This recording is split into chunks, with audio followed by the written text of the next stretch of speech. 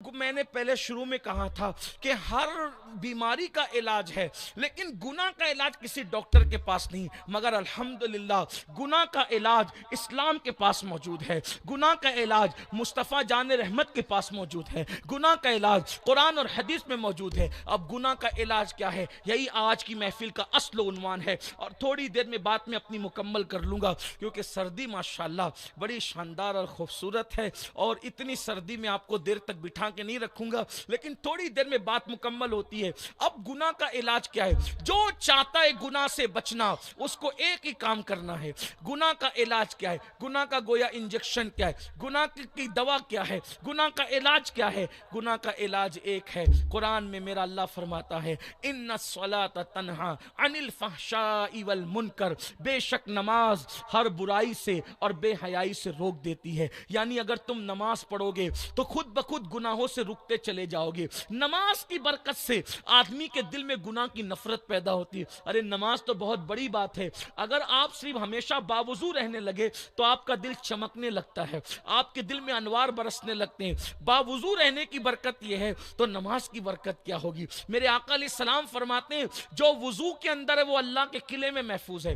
وضو اللہ کا قلعہ ہے، جو باوضو رہتا ہے وہ اللہ کے قلعے میں محفوظ رہتا ہے۔ اللہ اکبر۔ بتاؤ اگر کوئی بادشاہ کے قلعے میں رہے گا تو کوئی دشمن اس کو نقصان پہنچا سکتا ہے؟ اللہ اکبر۔ اگر بادشاہ کے قلعے میں رہنے والے کو کوئی نقصان نہیں پہنچا سکتا تو جو اللہ کے قلعے میں محفوظ ہے اس کو کون نقصان پہنچا سکتا ہے؟ تو وضو کی یہ برکت ہے، تو نماز کی برکت کیا ہے؟ آؤ آپ کو بتاؤں نماز گناہ سے کیسے بچاتی ہے۔ دیکھو پہلے نماز کی برکت سن لو۔ لوگ کہتے ہیں مولانا دعا کر دو، تعویذ دے دو، یہ وظیفہ بتا دو۔ اس سے بڑا کوئی وظیفہ، نماز سے بڑا وظیفہ کوئی نہیں، نماز سے بڑی برکت والی کوئی عبادت نہیں، نماز سے افضل کوئی عبادت نہیں۔ نماز افضل العبادات، نماز اشرف العبادات، نماز اللہ اکبر کیسی عبادت ہے، معراج المومنین ہے۔ نماز پڑھنے سے چہرہ منور ہوتا ہے، نماز پڑھنے سے روزی میں برکت ہوتی ہے، نماز پڑھنے سے گناہ سے نفرت ہوتی ہے، نماز پڑھنے سے جسمانی بیماریاں ختم ہوتی ہے، نماز پڑھنے سے اولاد فرما بردار ہوتی ہے، نماز پڑھنے سے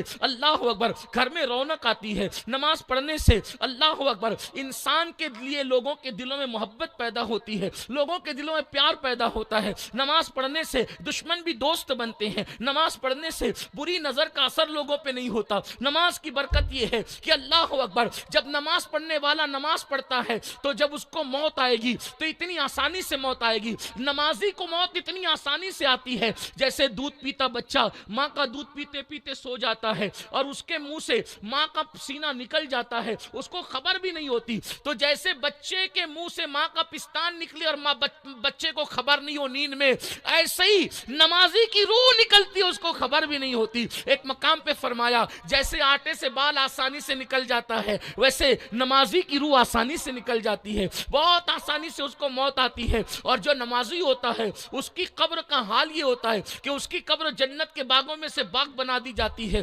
نمازی کو جب قبر میں رکھا جاتا ہے، اللہ اکبر سننا، غور سے سننا، یہ نماز کی برکت ہے، جب نمازی کو اس کی قبر میں رکھا جاتا ہے تو اس کو وہ کبھی بھی دفن ہو، چاہے صبح دفن ہو، دوپہر دفن ہو، شام دفن ہو، رات دفن ہو، جب بھی آدمی دفن ہوتا ہے تو ایسا لگتا ہے جیسے سورج غروب ہو رہا ہے۔ عصر کا جو آخری ٹائم ہوتا ہے کیسا لگتا ہے؟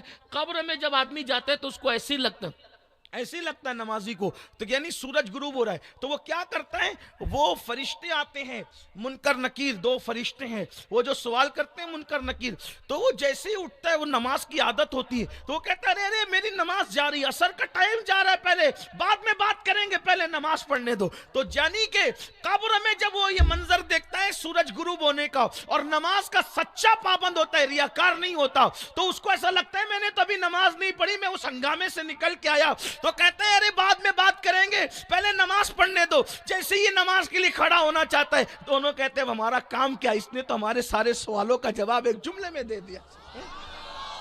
اور پھر وہ دیکھتا ہے کہ اس وقت جب اس کے بھائی، اس کے بچے، اس کی بیوی، اس کے سب لوگ اس کا ساتھ چھوڑ دیتے مرنے کے بعد، بھئی قبر میں تو انسان کو اکیلے ہی رکھا جاتا ہے نا، تو کیا دیکھتا ہے ایک دلہن اس کی قبر میں آتی۔ یہ کوئی کہانی کی صدی ہے، رسول اللہ کا فرمان ہے۔ آقا علیہ السلام فرماتے ہیں دلہن اس کی قبر میں آتی، وہ دلہن سے کہتا ہے ارے تو کون ہے، یہاں کیا کر رہی ہے؟ تو وہ کہتی میں تیری نماز ہوں۔ دلہن کی شکل میں آج تیرا دل بہلانے آئی ہوں. جب میرا ٹائم آتا تھا تو سب کو چھوڑ کر کے عبادت کے لیے آ جاتا تھا. آج تجھے سب نے چھوڑ دیا تو میں تیرا دل بہلانے کے لیے آئی ہوں. اب قیامت تک یہی تیرے ساتھ رہوں گی. میرے آقا فرماتے ہیں نمازی کے لیے نماز پل صراط پر نور ہوتی ہے، نور. اور جو نماز نہ پڑھے پھر تو اس کے لیے بڑی نقصان ہے، بڑی تکلیف.